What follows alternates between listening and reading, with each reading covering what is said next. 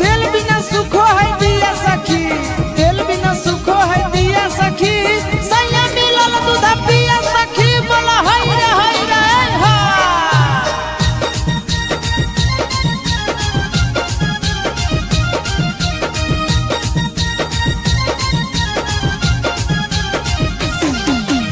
Mixed by Nandan Yadav.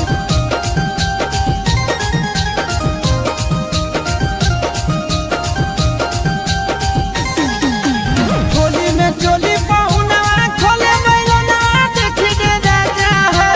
Holi में चोली पहुना खोले बैलना देखी दे राजा है, गरम ये हमें उसे राजा है, सैया छोटा है साया में राजा है, गरम ये हमें उसे राजा है, सैया छोटा है साया में राजा है। होली में चोली पहुना खोले बैलना देखी दे राजा है,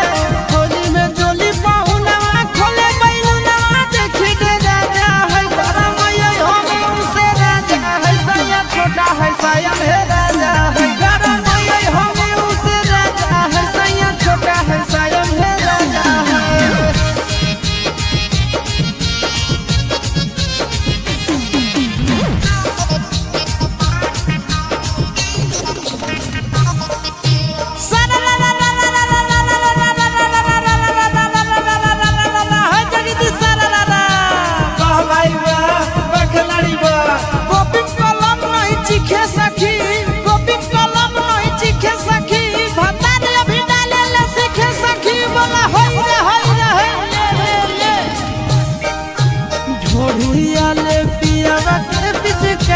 नहीं पहुँचे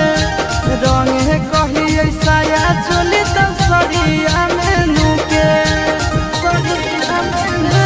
सखी ढोढ़िया ले पिया के पिचकारी नहीं पहुँचे रंग कही साया चोली तो सरिया में लुके, संगे के नहीं बिहाने के लोहाई खाली ये दोनों बेराजा है, संगे के नहीं बिहाने के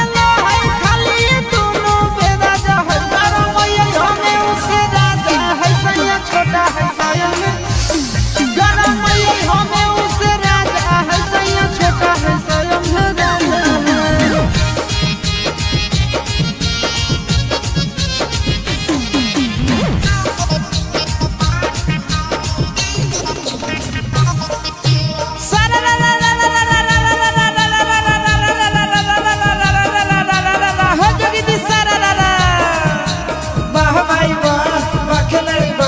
खेता में तीसी मुरझार है सखी,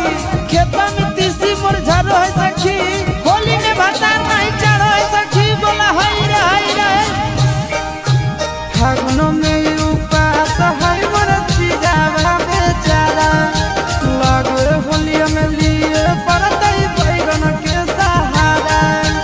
बैगन के सहारा, फागुन में उपास है मोर चिरावा बेचारा, लागे होली में लिए पड़ते बैगन के सहारा, चिंटू